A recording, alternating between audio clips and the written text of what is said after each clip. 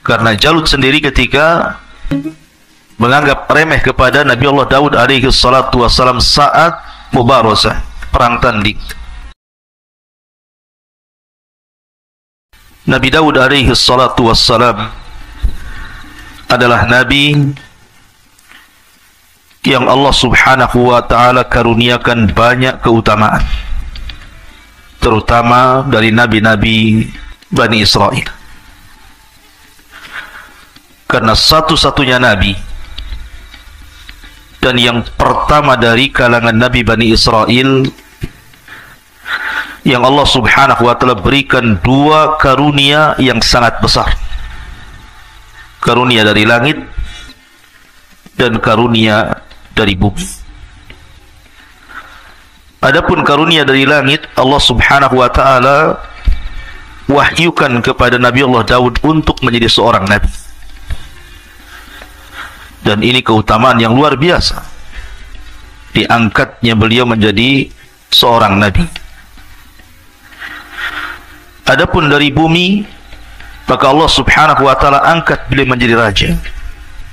Padahal ma'ruf tradisi Bani Israel bahwa kalau dia seorang raja maka mesti keturunan Yahuda, dan kalau dia seorang nabi maka dia mesti keturunan Lawa.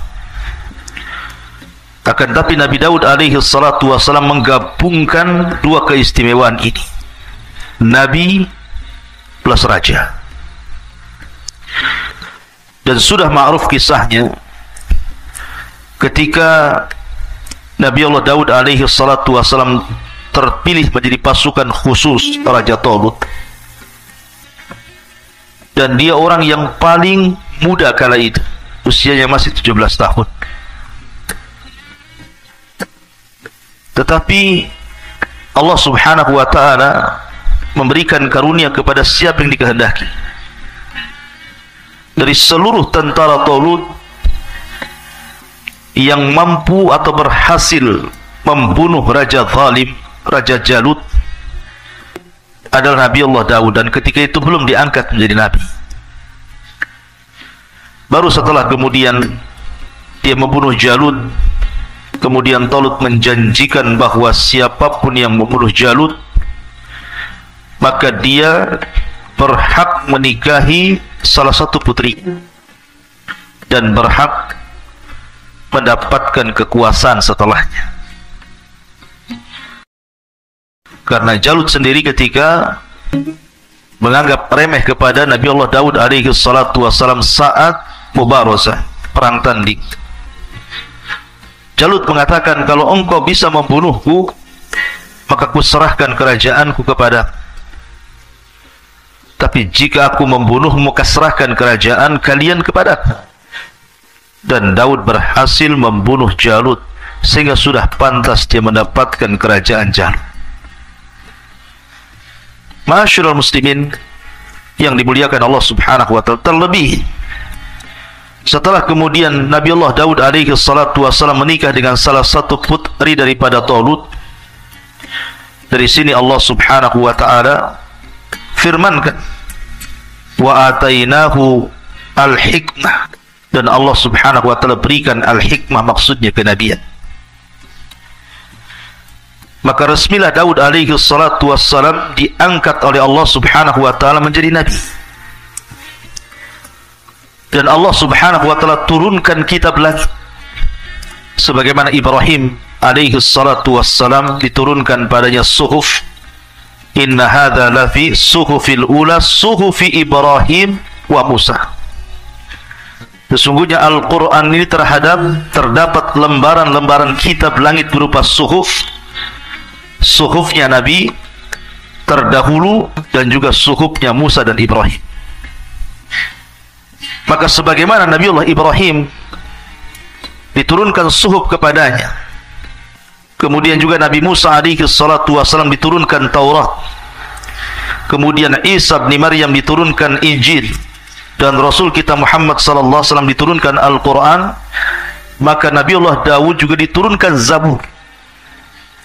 Tentu Zabur tidak sebagaimana Taurat, Injil ataupun Al-Quran yang sangat tebal.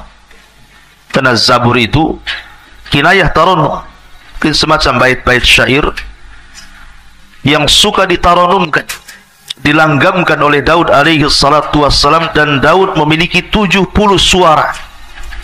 Jadi kalau dia taranum membaca Zabur, maka dia membaca dengan 70 qiraah.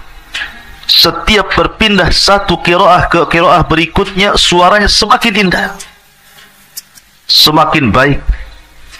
Bahkan saking indahnya suara Nabi Allah Daud alaihi salatu wassalam, burung-burung bahkan gunung-gunung ikut taranum dengan Daud alaihi salatu wassalam. Nanti akan saya kisahkan bagaimana kisah qiraah Zabur Nabi Allah Daud alaihi salatu wassalam. Baik, kita akan mulai dengan beberapa ayat Al-Quran yang bicara tentang kisah Nabi Allah Daud alaihi salatu wassalam. Allah subhanahu wa ta'ala berfirman dalam suratul Sad, ayat ke-17. A'udzu billahi minasyaitonir rajim. Isbir ala ma yaqulun. Bersabarlah engkau wahai Muhammad terhadap apa yang mereka katakan kepadamu. Kita tahu bahwa dakwah Nabi SAW itu penuh dengan tantangan dan rintangan.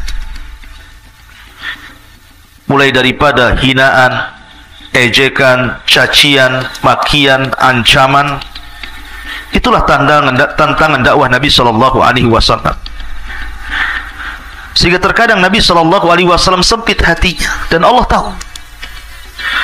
Makanya kemudian di antara faedah Al-Quran ini sepertiganya bicara tentang qasas, kisah-kisah para nabi, kisah-kisah para rasul, adalah untuk menguatkan hati Rasul, linusabbitu bihi fuadak, agar hati Nabi SAW tenang. Apabila Nabi SAW diancam untuk dibunuh, maka sebelumnya para nabi juga diancam, bahkan dibunuh. Seperti Nabi Allah Yahya ibn Zakaria dibunuh, dipenggal kepalanya. Kemudian juga ayahnya Zakaria digergaji dalam pohon. Kemudian Isa juga diancam oleh kaumnya, kemudian diangkat ke langit karena akan mengalami pembunuhan. Maka di sini Allah Subhanahu wa taala ingin menghibur Nabi sallallahu alaihi wasallam dengan mengkisahkan Nabi Allah Daud kepada beliau. Allah Subhanahu wa taala mengatakan, "Isbir ala ma yaqulun." Bersabarlah atas apa yang mereka katakan. "Wadhkur abdana Daud dzal aidi innahu awwab." Dan ingatlah akan hamba kami. Allah Subhanahu wa taala menasabkan Daud kepada hamba Allah. Dan ini idhafah tasyrif namanya. Idhafah pengagungan. Bahwa Daud ini bukan orang biasa, tapi orang mulia. Karena dinasabkan dengan kata-kata abdana. Idhafahkan kepada kami, Allah Subhanahu wa taala. Allah mengatakan, dan ingatlah akan hamba kami Nabi Allah Daud alaihi salatu wassalam yang mempunyai kekuatan. Sungguh dia hamba yang sangat taat kepada Allah Azza wa Jalla. Seolah-olah Allah ingin katakan, bersabarlah wahai Muhammad sebagaimana sabarnya Nabi Allah Daud alaihi salatu wassalam. Ma'asyiral muslimin yang dimuliakan Allah Subhanahu wa taala. Ketika Allah Subhanahu wa taala mengatakan, "Wadhkur abdana Daud dzal aidi." Dan ingatlah akan hamba kami Daud yang mempunyai kekuatan. Ingat, Allah Subhanahu wa taala memberikan karunia yang sangat besar kepada Nabi Allah Daud alaihi salatu wassalam berupa kekuatan. Makanya Allah Subhanahu wa taala menyebutkan dalam surah Sad ayat 20-nya, "Wasaddatna mulkahu." Dan kami kuatkan kerajaannya. Para ulama tafsir mengatakan dal aidi innahu awwab, bahwa dia memiliki kekuatan, bukan hanya kekuatan kerajaan. Karena semenjak Nabi Allah Daud diangkat oleh Allah menjadi nabi, kemudian menjadi raja sepeninggal Talut, maka seluruh Bani Israel sangat mencintai Daud, berbeda dengan raja-raja sebelumnya. Terkadang Bani Israel mereka melakukan pemberontakan, atau kepada para nabi sebelumnya. Terkadang mereka membunuh para nabi, mendustakan para nabi. Tapi tidak bagi Daud alaihi salatu wassalam. Seluruh Bani Israel suka dengan Daud, karena dia memiliki kekuatan yang Allah anugerahkan. Bukan hanya kekuatan kerajaannya, kekuatan tentara-tentaranya, dan banyaknya pasukannya, tapi dia juga memiliki kekuatan ibadah. Bahkan Nabi SAW menggambarkan dalam sebuah hadis, ahabbus siyami ilallah siyami Daud, kana yasumu yawman wa yuftiru yawman, wa ahabbus salati ilallah salati Daud, salatu Daud kana yanamu nisfal laili wa yakumu thuluthahu wa yanamu sudusahu. Muttafaqun alaih. Kata Nabi SAW, sebaik-baiknya puasa, kata Nabi SAW, sebaik-baiknya puasa adalah puasa Daud alaihi salatu wassalam. Makanya ada sahabat namanya Abdullah ibn Amr ibn As, salah seorang sahabat Rasul yang suka mencatat. Makanya Abu Hurairah radhiyallahu anhu mengatakan, orang yang paling banyak hafalan hadis dari Rasul itu adalah diriku, kecuali Abdullah ibn Amr bin As. Dia lebih banyak mengumpulkan riwayat dari Rasul karena dia mencatat. Lah Abdullah ibn Amr ibn As ini suka dengan puasa. Terkadang dia puasa satu hari, kemudian tidak puasa satu hari. Terkadang dia ingin puasa seterusnya karena dia sanggup melakukan, kalau bisa setiap hari puasa. Tapi Nabi SAW ketika itu mengatakan, sum yauman wa aftir yauman.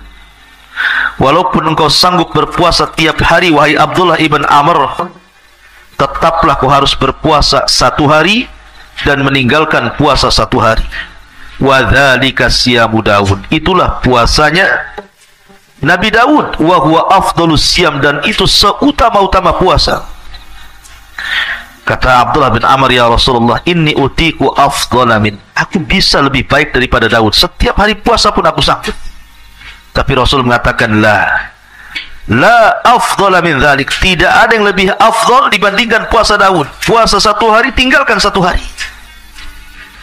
Kemudian Nabi SAW mengatakan, wa ahabus salati ilallah salatu Daud, dan seutama-utama salat, maksudnya salat sunnah, adalah salatnya Nabi Daud. Beliau tidur di pertengahan malam, kemudian bangun di sepertiganya, kemudian tidur di seperenam. Jadi Nabi Daud alaihi salatu wassalam itu terkenal qawwaman sawwaman. Kalau malam hari dia salat malam, dan kalau siang hari dia berpuasa. Dan dia seorang mujahid, seorang pemberani. Allah berikan kecerdasan kepada Daud alaihi salatu wassalam. Ma'asyiral muslimin yang dimuliakan Allah subhanahu wa ta'ala. Makanya para ulama mengatakan, di antara sebab kekuatan kekuasaan Daud itu karena tiga perkara.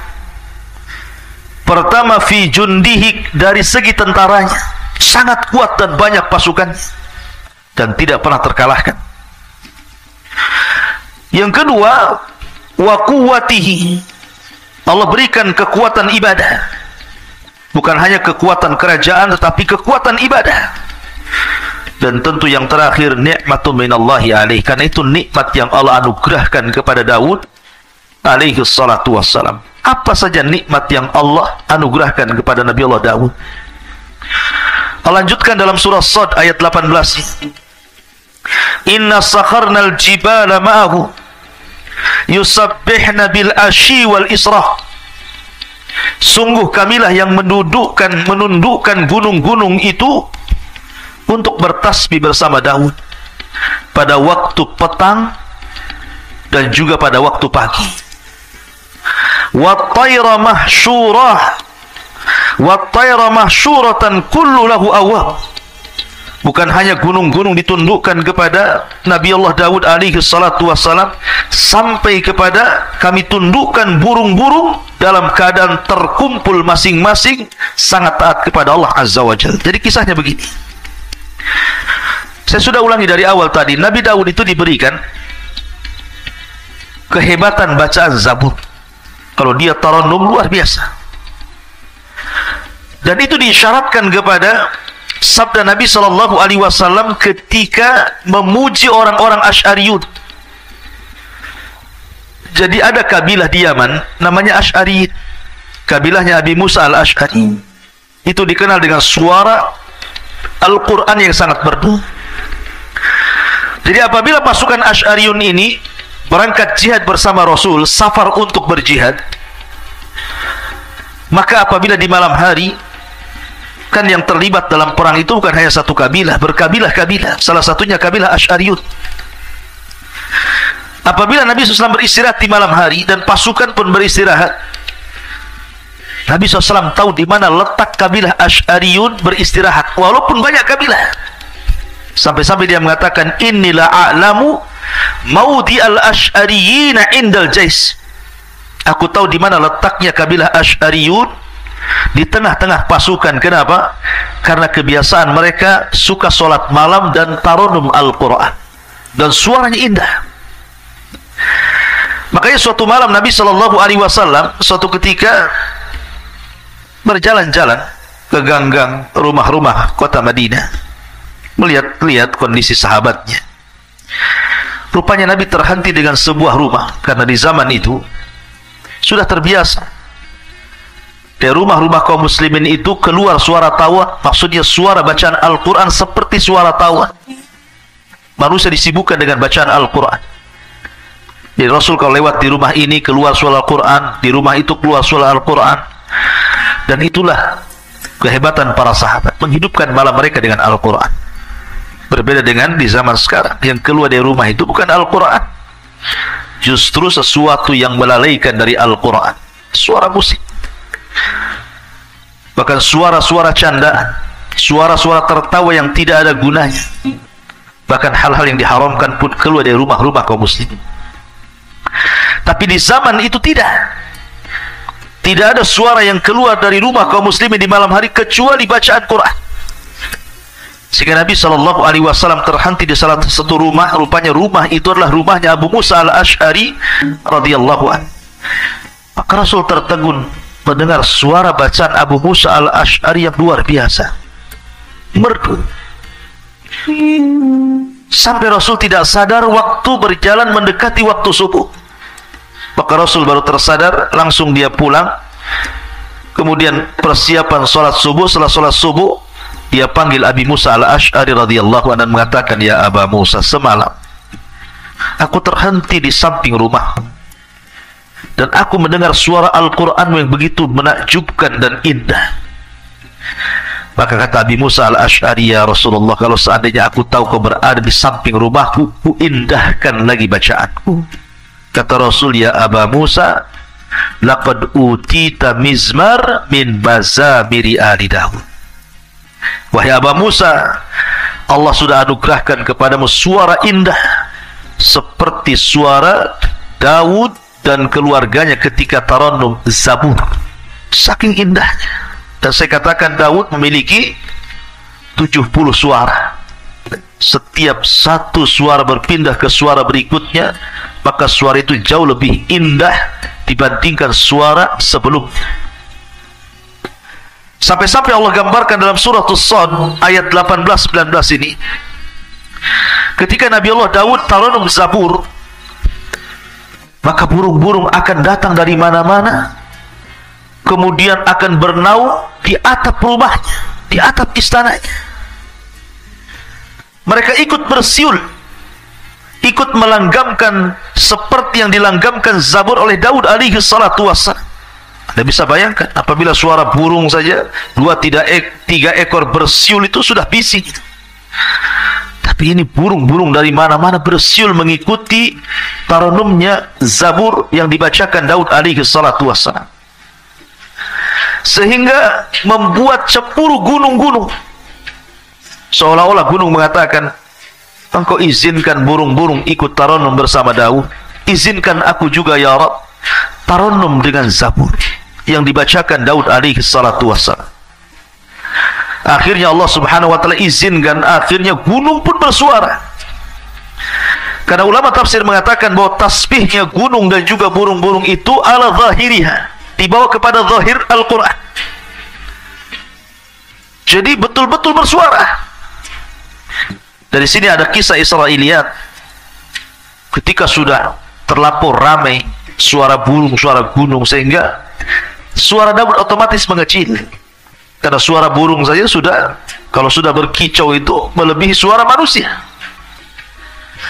Maka Daud mengadu kepada Allah Azza wa Jalla, ya Rabb, kalau aku tarannum Zabur sementara suara burung begitu bisingnya, suara gunung juga sama, bagaimana kau bisa mendengar suara Zabur yang kubacakan untukmu? Maka dari situ kemudian Allah mengutus Jibril alaihi salatu wassalam, kemudian membawa Nabi Allah Daud ke dalam sebuah lubang ke dasar bumi. Sesampainya kemudian masuk ke dalam lubang ke dasar bumi itu, maka Jibril kemudian mengambil sebuah batu yang retak. Tiba-tiba batu itu dibelah, rupanya ada ulat di situ. Kata Jibril alaihi salatu wassalam, ya Daud, fasma mada yaqulu dud, dengarkan apa yang diucapkan oleh dud itu, maksudnya oleh ulat di dalam pecahan batu itu. Rupanya Daud mendekatkan telinganya, rupanya dia sedang bertasbih kepada Allah Azza wa Jalla. Kata Jibril, lihat, ini ulat di dasar bumi bertasbih, Allah mendengarnya. Apalagi engkau berada di atas bumi, tentu Allah lebih mendengarnya. Walaupun suara-suara burung dan gunung itu, mereka pun bersuara melebihi suara. Tapi ini kisah Israiliyat. Ma'asyiral muslimin yang dimuliakan Allah subhanahu wa ta'ala, intinya bahwa Allah anugerahkan kepada Daud suara yang sangat indah, luar biasa. Dan ketika suara Nabi Allah Daud itu mempengaruhi suara burung, mempengaruhi gunung, menunjukkan bahwa bacaan ayat-ayat Allah itu memiliki pengaruh kuat kepada manusia. Makanya kita lihat Nabi SAW itu bukan hanya membaca Al-Quran, tetapi juga rindu mendengarkan bacaan Al-Quran orang lain. Suatu ketika Nabi SAW memanggil Abdullah ibn Mas'ud yang kunyahnya Ibnu Ummi Abdi. Suaranya juga indah, bahkan pernah disejajarkan dengan suara Jibril ketika Rasul pulang dari safar bersama Abu Bakar dan Umar, kemudian mendengar suara Abdullah ibn Mas'ud membaca Al-Quran. Kata Nabi SAW, ya Aba Bakrin wa ya Umar, wahai Abu Bakar dan Umar, man arada an yasma'al Qur'ana ghatan tariyan falyasma' ala qiraati Ummi Abdi. Wahai Abu Bakar, wahai Umar, kalau engkau ingin mendengarkan bagaimana Al-Quran itu turun kepadaku, ketika Jibril membaca Quran kepadaku, maka perdengarkan suara Ibnu Ummi Abdin, maksudnya Abdullah ibn Mas'ud. Jadi Rasul memanggil Abdullah ibn Mas'ud dan mengatakan, Iqra alayya Al-Quran, wahai Abdullah bin Mas'ud, tolonglah bacakan untukku Al-Quran. Kata Abdullah bin Mas'ud, ya Rasulullah, a'aqra'u alayka wal Qur'anu unzila ilaik. Rasul, bagaimana mungkin aku membacakan Al-Quran kepadamu sementara Quran itu turun kepadamu? Tapi Rasul mengatakan, Iqra, baca saja. Faqara'a, maka dia pun membaca suratul Nisa sampai kepada ayat, wa kaifa idza ji'na min kulli ummatin bisyahid wa ji'na bika ala haula'i syahida. Bagaimana kalau seandainya setiap umat itu memerlukan saksi dan engkau saksi bagi umat-umat itu? Sampai kepada ayat ini Rasul mengatakan, hasbuka hasbuka, cukup cukup. Rupanya Abdullah ibn Mas'ud melihat Rasul menangis, merenungkan ayat yang dibaca Abdullah ibn Mas'ud radhiyallahu anhu. Jadi Al-Quran itu mempengaruhi sampai kepada Nabi SAW. Makanya kita lihat ada seorang ulama namanya Fudail ibn Iyad, seorang perompak padang pasir. Ketika dia hendak merampok salah satu rumah orang kaya milik seorang wanita tajir, ada yang mengatakan, hendak melihat wanita yang disukainya, seorang jariyah, naik ke atas rumah. Tiba-tiba sahibul bait, pemilik rumah itu, sedang qiyamul lail, kemudian membacakan Al-Quran sampai kepada ayat alam ya'ni lilladzina amanu an tash'a qulubuhum bi dzikrillah wa ma nazala minal haq. Tidakkah sampai usia, maksudnya 40 tahun, untuk menyadarkan dia kembali berzikir kepada Allah, begitu seterusnya. Tiba-tiba Fudail bin Iyad hampir jatuh dari atap rumah itu. Dia mikirkan ayat itu sampai akhirnya dia pun bertobat dari rampoknya, kemudian belajar sehingga menjadi alim min ulama dunia. Jadi ulama dunia, terkenal zuhud wara. Intinya bahwa faedah yang sangat besar dari kisah Nabi Daud alaihi salatu wassalam, dia mampu membaca Zabur dan Allah anugerahkan suara yang sangat indah. Maka bagi anda yang Allah anugerahkan suara indah, gunakan untuk membaca Al-Quran. Buat apa anda gunakan untuk menyanyi? Tidak ada faedahnya dunia akhirat. Wa minan nasi man yashtari lahwal hadits liyudhilluka an sabilillah. Karena ada sebagian manusia itu yang akan memperjualbelikan lahwal hadits, ucapan-ucapan yang tidak ada gunanya, untuk menyesatkan jalan Allah. Maka gunakan suara emas, suara indah anda untuk membaca Al-Quran. Rasul mengatakan, man lam yataghanna bil Quran falaysa minni. Siapa yang tidak melengkapkan Al-Quran dengan suara indah, maka bukan termasuk umat. Quran itu indah, dan akan semakin indah bila dibacakan orang yang memiliki suara indah. Ma'asyiral muslimin yang dimuliakan Allah Azza wa Jalla. Kemudian Allah mengatakan dalam surah As-Sadd ayat 20-nya, wa shaddadna mulkahu wa atainahul hikmata wa faslal khitab. Dan kami kuatkan kerajaannya. Sekali lagi, Daud ini diberikan anugerah kekuatan kerajaan karena semua Bani Israel mendukungnya. Tidak ada satupun yang memberontak. Selama 40 tahun Nabiullah Daud berkuasa, kehidupan Bani Israel sungguh di atas kejayaan. Memiliki raja plus juga nabi, dan memiliki tentara yang sangat kuat, dan kekuatan ibadah yang luar biasa.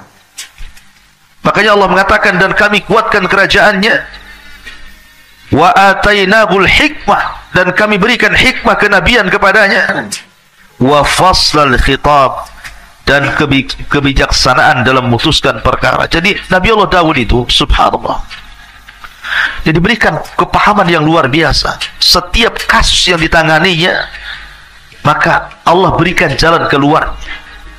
Jadi kalau ada orang bertengkar, berselisih, meminta didamaikan, meminta fatwa, maka Nabi Allah Daud alaihi salatu wassalam pakarnya menyelesaikan seluruh problematika umatnya, tentu atas karunia dan izin dari Allah, yang Allah berikan kecerdasan, kepahaman kepada Daud sehingga mampu menyelesaikan setiap kasus per kasus yang terjadi kepada umat.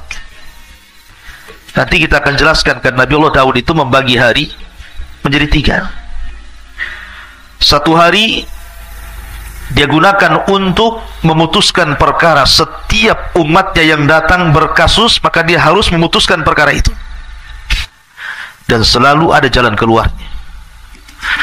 Yang kedua, satu hari dia mengunjungi rakyatnya, bertanya soal kebutuhan mereka, apa yang kurang, apa yang dikehendaki umatnya, sehingga Daud tahu kebutuhannya.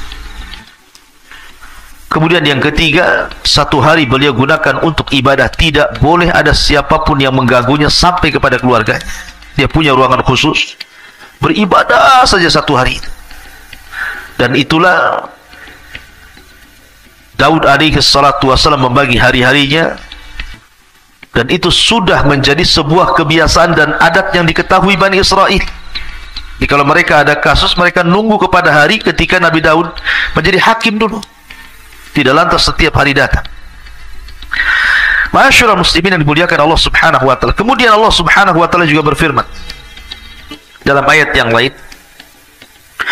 "Wa laqad ataina Daud minna fadla ya jibalu awwibi ma huwa at-tayra wa alanna lahul hadid." Ani'mal sabighati wa qaddir fi syarri wa'malu salihan inni bima ta'maluna basir.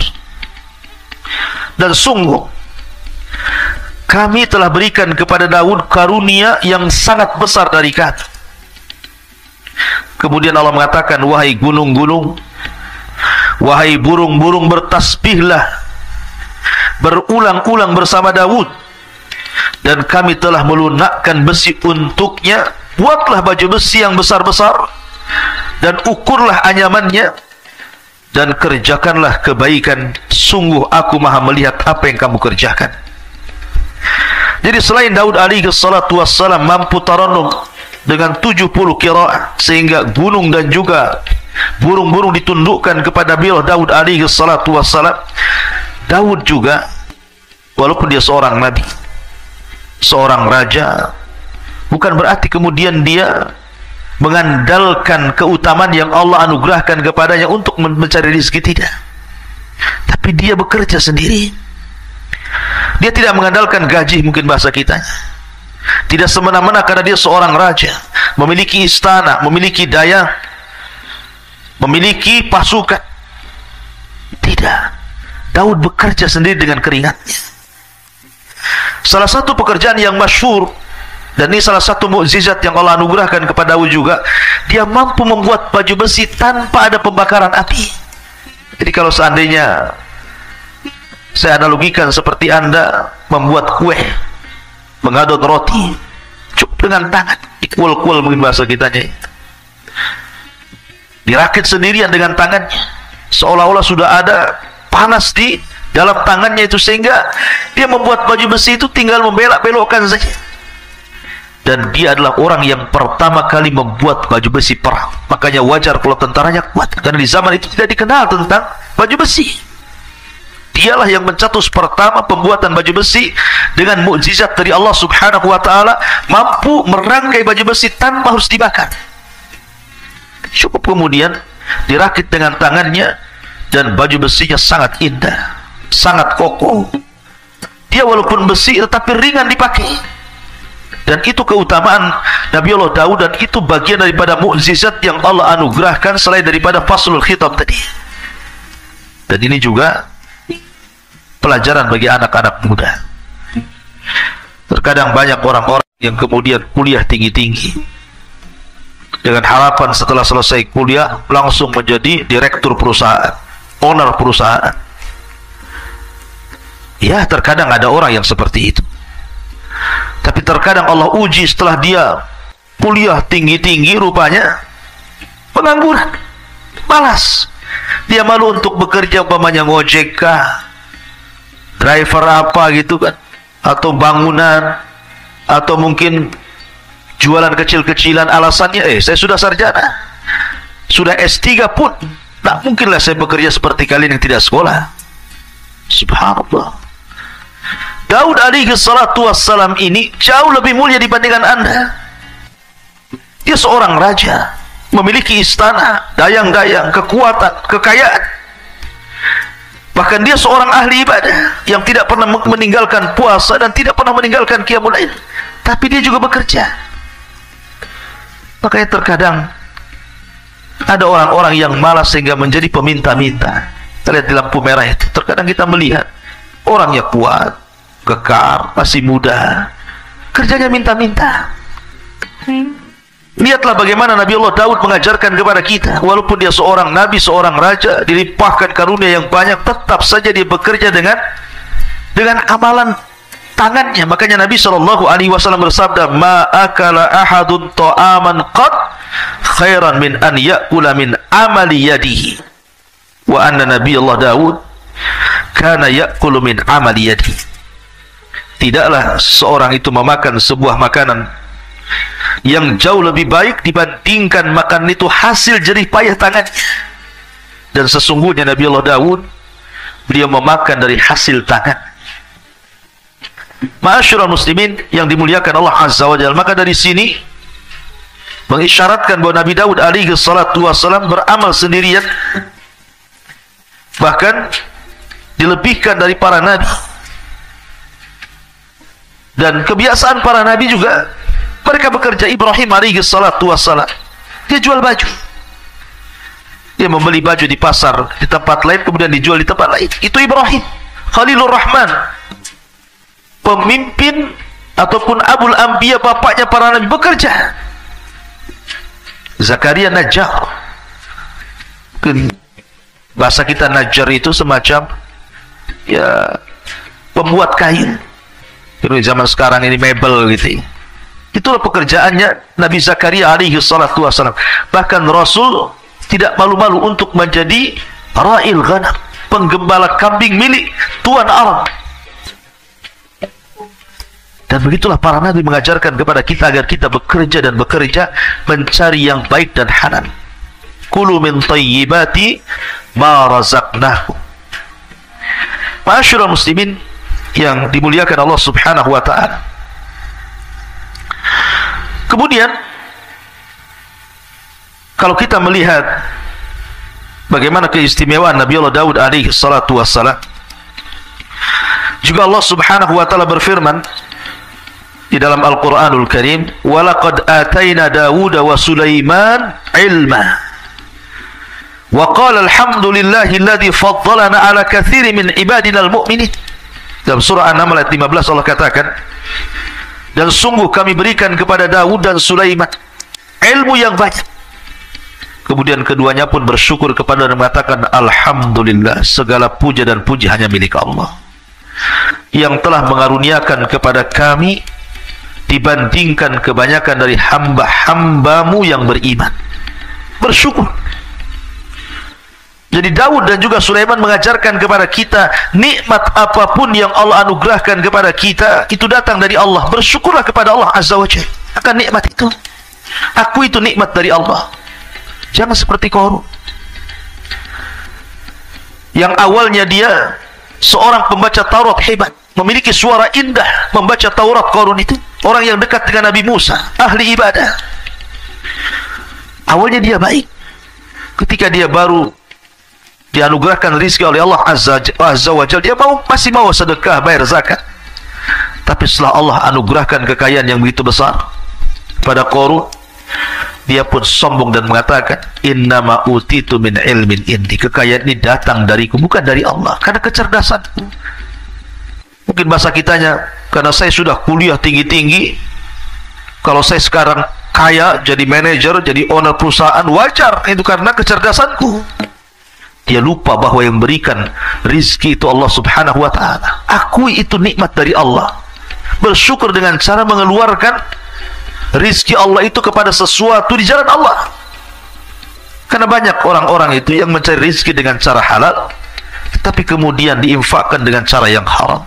Harta Anda akan ditanya di hadapan Allah, min aina iktasabahu wa fima anfaqahu. Kemana?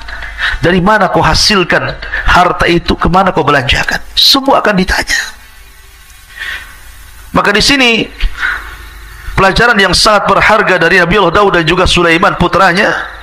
Beliau memuji Allah Subhanahu wa taala, alhamdulillah. Makanya Nabi Allah Sulaiman alaihi salatu wassalam diberikan anugerah kekayaan yang mungkin jauh lebih hebat dibandingkan ayahnya. Tapi dia mengatakan, hadza min fadli rabbi. Ini semua karunia Allah. Liyabluwani aashkuru an akfur. Sengaja Allah menguji diriku, kata Sulaiman, apakah aku akan menjadi hamba Allah yang bersyukur ataukah menjadi hamba Allah yang kufur. Karena bagaimanapun kekayaan itu difirmankan Allah Azza wa Jalla, kalla innal insana la yatgha an ra'ahu istaghna.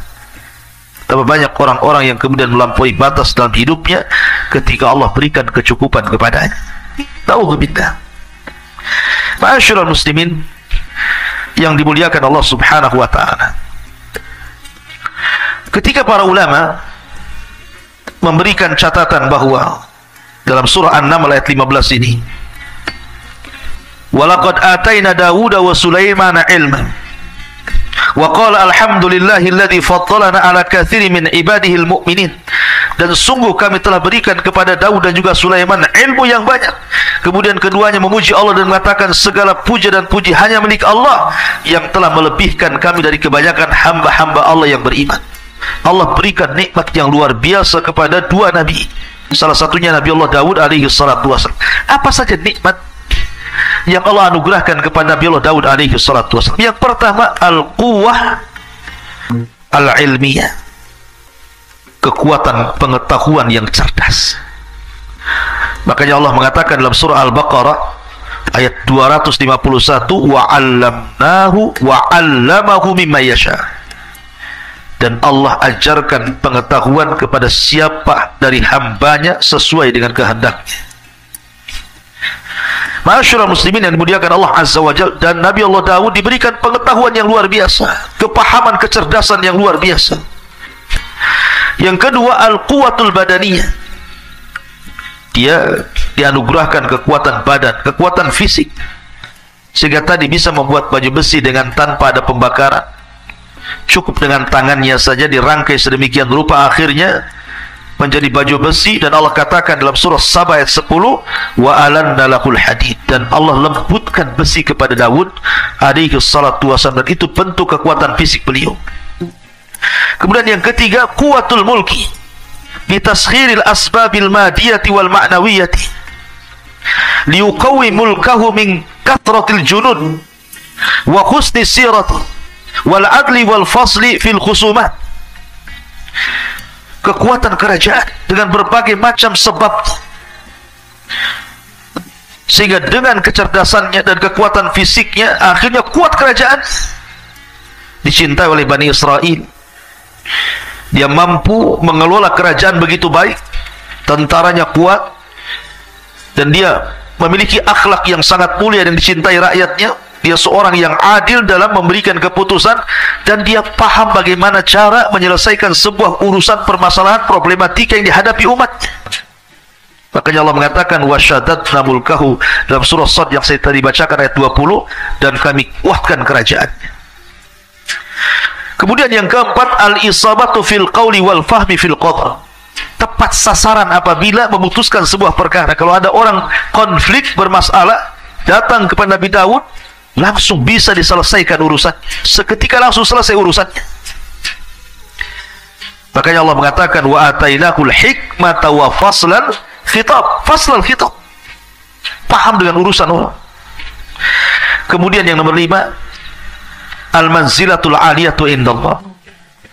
Dan ini yang paling luar biasa, Daud memiliki keistimewaan yang tinggi di sisi Allah Subhanahu wa taala, sehingga Allah mengatakan dalam surah Sad ayat 25, faghafarna lahu dzalik wa inna lahu indana la zulfa wa husnal ma'af. Kami ampuni dosa-dosanya, dan sungguhnya Daud di sisi kami, kata Allah, sungguh hamba Allah yang mendekatkan diri kepada-Mu, dan dia akan mendapatkan kebaikan tempat kembali kelak. Kemudian yang nomor 6, al-barakatu fil waqti wa taysirul qiraati alaihi. Barokah dalam waktu, karena Daud itu tidak pernah menyanyiakan waktunya walaupun 1 detik. Bagaimana tidak di malam hari dia tahajud. Kanu minal laili ma yahjaun. Jadi Daud itu menghidupkan setiap malamnya, dan begitulah adatul anbiya, kebiasaan para nabi. Lihat Rasulullah SAW sampai diwajibkan qiyamul lail bagi dia, sehingga di masa tuanya kaki-kaki Rasul pecah-pecah, sehingga Aisyah radhiyallahu anha mengatakan, ya Rasulullah, kau sudah sepuh, sudahlah kerjakan yang wajib-wajib, tinggalkan yang sunnah-sunnah. Tapi Rasul mengatakan, ya Aisyah, afala akuna abdan syakur, salahkah saya menjadi hamba Allah yang bersyukur? Maka salat melahirkan syukur. Daud tidak pernah menyanyiakan di waktu malam, dan tidak menyanyiakan di waktu siang. Dia berpuasa dan berjihad. Subhanallah, barokah waktunya, dan Allah mudahkan bacaan Zabur kepadanya, sehingga Allah Subhanahu wa ta'ala anugerahkan suara yang sangat indah dan mempengaruhi makhluk-makhluk di sekitarnya. Kemudian nomor 7, husnus saut, indahnya suara. Saya katakan Daud memiliki 70 qiraah. Satu qiraah lebih indah daripada qiraah berikutnya, dan itu keistimewaan. Makanya saya katakan, Anda yang memiliki suara emas, suara indah, gunakan untuk baca Quran. Bukankah Rasul yang mengatakan, man qara harfa min kitabillah falahul hasanatu wal hasanatu bi asyri amsalihha, la aqulu alif lam mim harfun walakin alifun harfun wa lamun harfun wa mimun harfun, kata Rasul. saya membaca satu huruf. Siapa yang membaca satu huruf dalam Al-Quran, maka dia dapat satu kebaikan yang dilipat gandakan 10 kali lipat kebaikan. Aku tidak katakan alif lam mim satu huruf, tapi alif satu huruf, lam satu huruf, mim satu huruf. Anda bisa bayangkan, baca surah Al-Fatihah saja, kalau satu huruf 10 kebaikan, berapa kebaikan yang Anda akan dapati dari baca Al-Quran itu. Ma'asyiral muslimin yang dimuliakan Allah subhanahu wa ta'ala. Adapun beberapa kisah yang terkait dengan Nabi Allah Daud alaihi salatu wassalam disebutkan dalam riwayat Abi Hurairah radhiyallahu anhu. Jadi ketika Allah subhanahu wa ta'ala menciptakan Adam alaihi salatu wassalam, kemudian meniupkan ruh, kemudian dia pun bersin, kemudian Allah mengajarkan untuk membaca Alhamdulillah, kemudian Allah jawab yarhamukallah, kemudian Allah mengatakan idhab ila ulaikal malaika, wahai Adam, temui para malaikat yang ada di hadapan, ucapkan kepada mereka assalamualaikum. Maka Adam pun kemudian datang kepada para malaikat mengucapkan assalamualaikum, dan malaikat menjawab waalaikumsalam warahmatullahi wabarakatuh. Kemudian Adam kembali kepada Allah dan mengatakan inna hadhihi tahiyyatuka wa tahiyyatu ummatika ya Adam. Inilah salam penghormatan kepadamu dan salam penghormatan bagi umat. Makanya Nabi juga perintahkan untuk menyebarkan salam, karena itu bagian daripada merekatkan hati. Kata Nabi SAW, absus salam bainakum, sebarkan salam di antara kalian. Maka setelah itu kemudian Allah subhanahu wa ta'ala mengusap punggung Nabi Adam alaihi salatu wassalam, kemudian Adam diperlihatkan keturunannya. Maka ketika Adam kemudian melihat keturunannya, dilihatnya ada satu orang dari turunan Adam alaihi salatu wassalam memiliki cahaya di dahi, dan itu sangat menakjubkan Adam alaihi salatu wassalam. Kenapa orang ini bercahaya? Dan siapa dia? Akhirnya kemudian Adam mengatakan, ya Rabb, man hadha, siapa orang itu? Dari turunanku yang bercahaya itu siapa? Maka Allah mengatakan hadza ibnuka Daud, itu turunan namanya Daud alaihi salatu wassalam, qad kutibat lahu umru arba'ina sana. Allah sudah catat dia hanya punya umur 40 tahun saja. Ketika mendengar usianya pendek, sementara Adam sudah takjub dengan Daud alaihi salatu wassalam, dia mengatakan ya Rabb zid fi umri, zid fi umri, tambahkan usianya. Maksudnya ambil usiaku, tambahkan usianya. Kalau memang dia hanya usianya 40 tahun, tambahkan 60 lagi, genapkan menjadi 100 tahun usianya, biar dia agak panjang sedikit. Akhirnya kemudian ditakdirkan Daud pun diberikan usia Adam 60 tahun sehingga genap menjadi 100 tahun. Di saat Adam sudah berusia 940 tahun, artinya sudah waktunya dia wafat, datang malakul maut, dan Adam sudah sepuh. Ketika malakul maut hendak mencabut ruhnya Adam, Adam lupa bahwa usia dia sudah diberikan 60 tahun kepada Daud, sehingga dia tidak mau dicabut nyawanya, dan tetap mengatakan, bukankah usiaku 1000 tahun? Tunggulah 60 tahun lagi, katanya.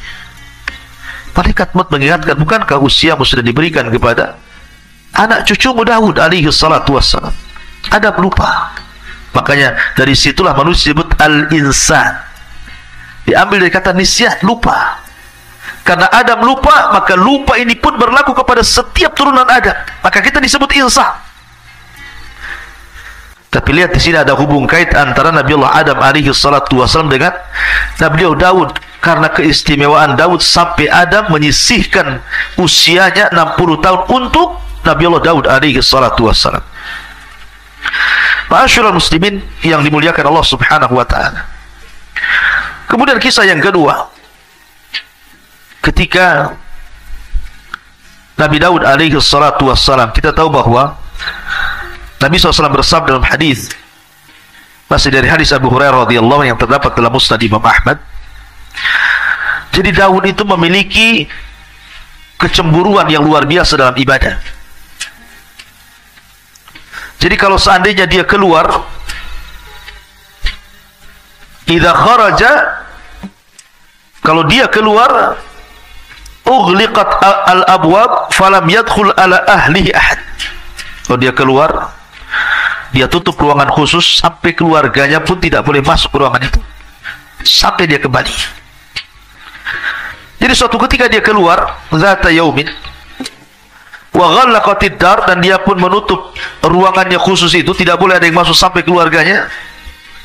Kemudian fa'aqbalat imra'atuhu, tiba-tiba kemudian salah satu istrinya melihat pintu rumah yang sudah ditutup oleh Nabi Daud alaihi salatu wasallam tiba-tiba terbuka. Rupanya kata Nabi, fa'ida rajulun qa'imun wastadda, tiba-tiba ada seorang laki-laki yang berdiri di tengah-tengah ruangan itu. Faqalat liman fil bait, siapa orang yang di rumah itu? Min aina dakhal, dari mana dia masuk? Padahal pintunya tertutup rapat. Akhirnya kemudian Nabi Daud alaihi salatu wassalam pun datang. Dia melihat ada seorang laki-laki. Kemudian Daud mengatakan, man anta, siapa kamu, berani sekali kau masuk ke ruanganku ini? Maka orang ini mengatakan, ana alladhi ahabul muluk wala yamtani'u minni syai'un, saya adalah malaikat yang paling ditakuti dan tidak ada yang mampu menghalangi aku sedikit pun. Faqala Daud anta, maksudnya apakah kamu malakul maut?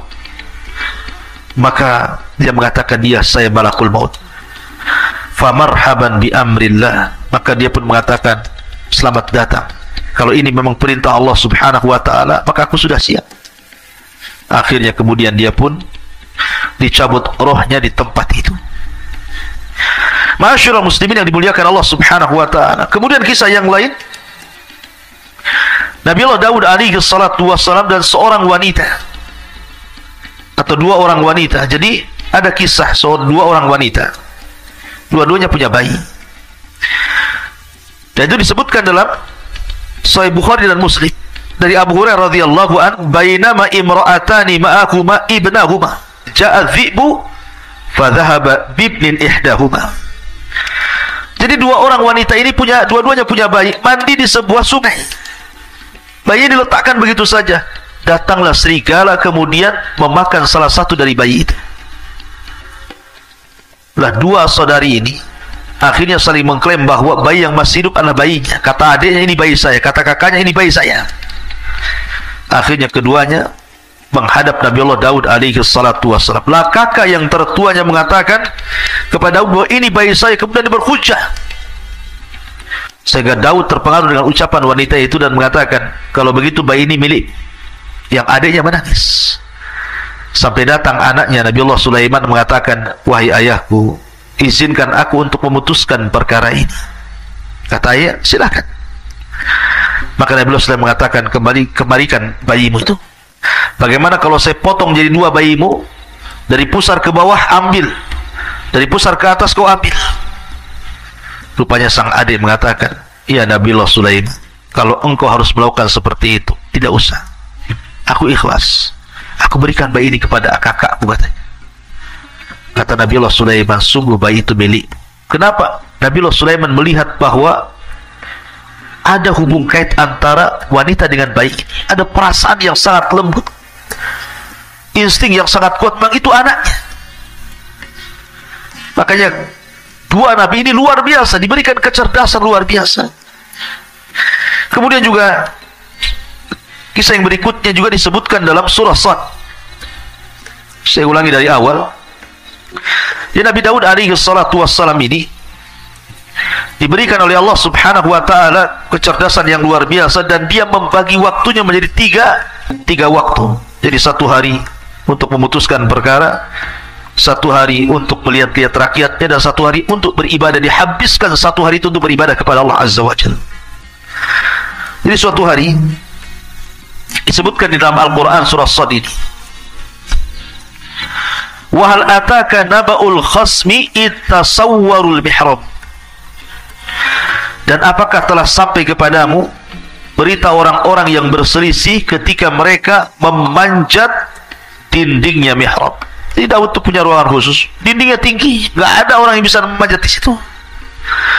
Tapi suatu malam, yang harusnya Nabi Daud itu hari itu dia gunakan untuk ibadah, kan ada hari lain untuk memutuskan perkara, tiba-tiba ada dua orang yang memanjat ke dalam pagarnya. Manusiawi, Daud takut, ini siapa kok bisa manjat pagar? Ya. Kemudian Allah mengatakan, idakhalu ala Daud fafazi'a minhum. Ketika mereka masuk menemui Daud, Daud pun takut dan terkejut karena kedatangan mereka. Qalu, maka dua orang yang berselisih ini mengatakan kepada Daud, la takhaf, jangan takut. Khasmani baga ba'duna ala ba'din fahkum bainana bil haqq wa la tushtit wahdina ila sawa'is sirat. Jangan takut. Kami dua orang yang sedang berselisih, sebagian kami menzalimi sebagian yang lain, maka berilah keputusan kepada kami secara adil, dan janganlah menyimpang dari kebenaran, serta tunjuki kami jalan yang lurus kepada Allah subhanahu wa ta'ala. Daud terperanjat. Kata Daud, ya sudah, apa masalah? Kemudian yang salah satu ini dari dua orang yang berselisih, yang satu diam saja, tapi yang satu bicara terus. Inna hadza akhi, ini saudaraku.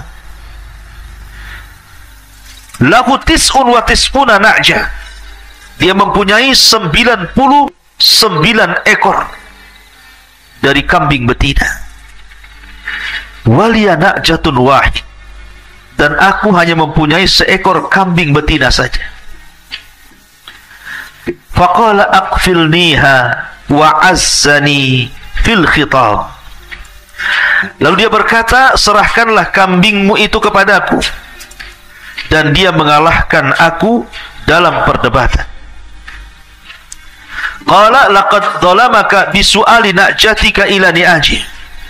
Daud berkata, sungguh dia telah berbuat zalim kepadamu dengan meminta kambingmu itu untuk ditambahkan kepada kambingnya. Jadi dua orang ini, yang satu punya kambing 99 ekor, yang satu memiliki satu kambing. Yang 99 ekor ini bersiasat supaya satu kambing ini diserahkan kepadanya sehingga genap menjadi 100. Jadi yang satu kambing, yang pemilik kambing ini meminta agar Nabi Daud menyelesaikan masalah. Ini orang ini mendolim sama saya, masa saya punya satu kambing mau diambil? Maka Allah subhanahu wa ta'ala kemudian mengatakan, wa inna katsiran minal khulata la yabghi ba'duhum ala ba'di illa alladhina amanu wa amilus salihat wa qalilum ma hum wa dhanna Daud annama fatannahu fastaghfara rabbahu wa qarra raki'an wa anab. Kalau Allah subhanahu wa ta'ala mengatakan, dan sungguh memang banyak di antara orang-orang yang bersekutu itu benar-benar berbuat zalim sebagian mereka kepada sebagian yang lain. Masalahnya di sini, Nabi Daud alaihi salatu wassalam dalam hal ini memang kurang bijak. Karena Nabi Allah Daud alaihi salatu wassalam hanya mendengarkan satu pihak dan tidak mendengarkan pihak lain. Dia hanya mendengarkan dari pihak orang yang satu kambing itu, yang mempunyai satu kambing, dan tidak mendengarkan pihak yang kedua yang memiliki 99 kambing. Masalahnya apa sehingga dia mau mengambil satu kambing itu? Harusnya kan dua-duanya. Oke, masalahnya apa? Karena kalau orang berserikat itu kebanyakan mereka pasti ada masalah. Karena Allah yang mengatakan kalau orang sudah berserikat dalam usaha, kebanyakan itu satu dengan yang lain pasti saling menzalimi. Sedikit sekali orang yang berserikat itu berakhir dengan kebaikan. Rata-rata berakhir dengan keburukan. Satunya menzalimi, satunya mendustai, satunya mengambil hasilnya, satunya begitu seterusnya. Ada yang mengatakan asbab nuzul ayat ini, dan ini sekali lagi kisah Bani Israel. Dan kaidah ketika kita mendengar kisah Bani Israel, kalau memang kisah itu sesuai dengan Al-Quran dan Sunnah, kita terima. Tapi kalau kisah itu tidak sesuai dengan Al-Quran dan Sunnah, maka kita tolak. Maka kenapa kita tidak boleh membenarkan secara mutlak, tidak boleh mendustakan secara mutlak? Walaupun Rasul mengatakan hadithu am Bani Israel wala haraj, kisahkan tentang Bani Israel dan tidak mengapa. Jadi Nabi Daud suatu ketika keluar rumah, rupanya melihat ada seorang wanita yang sedang mandi, nampak auratnya. Tiba-tiba Nabi Daud tertarik dengan wanita itu. Akhirnya dia bersiasat. Karena setelah ditelisik rupanya wanita itu bukan seorang gadis, tapi seorang wanita yang sudah bersuami. Dan nama suaminya Uria.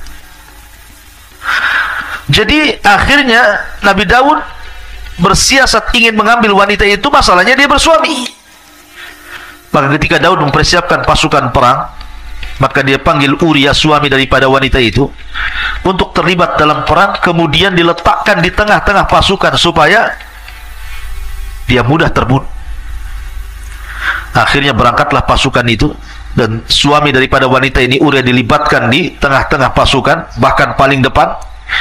Akhirnya terbunuhlah wanita itu. Terbunuhlah suami dari wanita itu. Maka Daud pun mengambil janda daripada mujahid itu. Sekali lagi, ini kisah dusta. Tidak mungkin seorang nabi melakukan seperti itu. Seolah-olah di sini Allah Subhanahu wa taala mengatakan, wa dhanna Daud annama fatannahu fastaghfara rabbahu wa qarra raki'an wa anab. Daud menduga bahwa kami mengujinya, maka dia pun mohon ampun kepada Allah, lalu menyungkur sujud dan bertobat.